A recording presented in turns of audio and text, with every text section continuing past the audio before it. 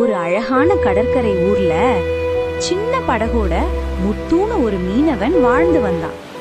அவனு பெரிய பணக்காரன் இல்ல, ஆனா அவன் மனசு கடலை விட பெரியது.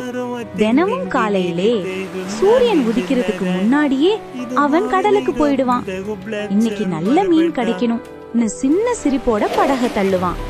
ஒரு நாள் அவனுக்கு பெரிய அதிசயம், வலையில நிறைய மீன் சித்திச்சு.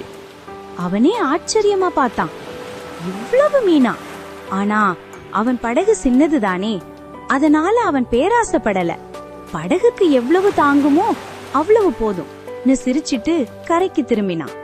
கரையில அவன் குடும்பமும் நண்பர்களும் காத்திருந்தாங்க. குழந்தைங்க ஓடி வந்து அப்பா வந்துட்டாருன்னு கத்தினாங்க. அந்த சந்தோஷம் பார்த்தா மனசே உருகும். அவங்க மீன்களை எடுத்து பார்க்கும்போது ஒரு மீன் மட்டும் வேற மாதிரி இருந்தது. அது ரொம்ப அழகா இருந்தது, வண்ணமா பிரகாசிச்சுது. முத்துவுக்கு அத விற்க மனசே வரல. இத நாம வீட்ல வச்சுக்கலான்னு அத ஒரு மண்பானையில தண்ணீர் ஊற்றி வைத்து பாதுகாத்தான். அந்த நேரத்துல மீன் திடீர்னு சொன்னது, நன்றி. முத்து அதிர்ச்சியா சுற்றி பார்த்தான். யாரு பேசுறது? மீன் சின்ன சிரிப்போட, எனக்கு வாய் இருக்கு, அதான் பேசுறேன், கால் இருந்தா நடக்கவும் பண்ணிருப்பேன்னு சொன்னது. அந்த இரவு அவன் மகிழ்ச்சியா தூங்கினான். ஆனா அடுத்த வீட்டு மனிதன் ஜன்னலுக்கு வெளியில நின்று அத்தனையும் கேட்டுட்டு இருந்தான்.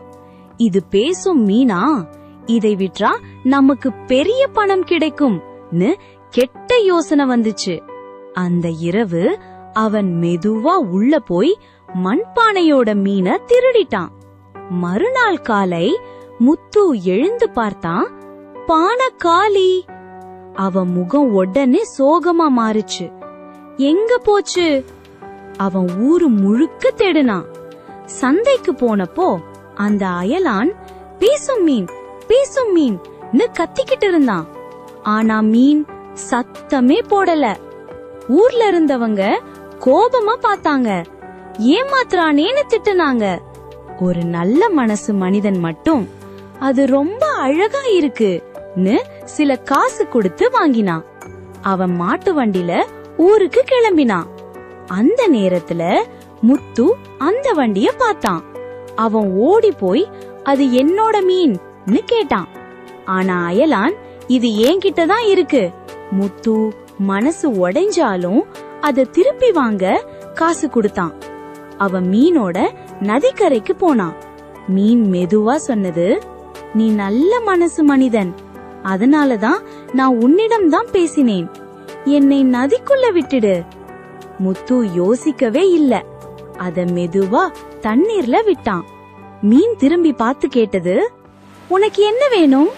முத்து சிரிச்சான், எனக்கு எதுவும் வேணாம், என்ன இருக்குன்னு அதிலே சந்தோஷமா இருக்கேன். அந்த நேரத்துல நீர்ல ஒளி பிரகாசிச்சது.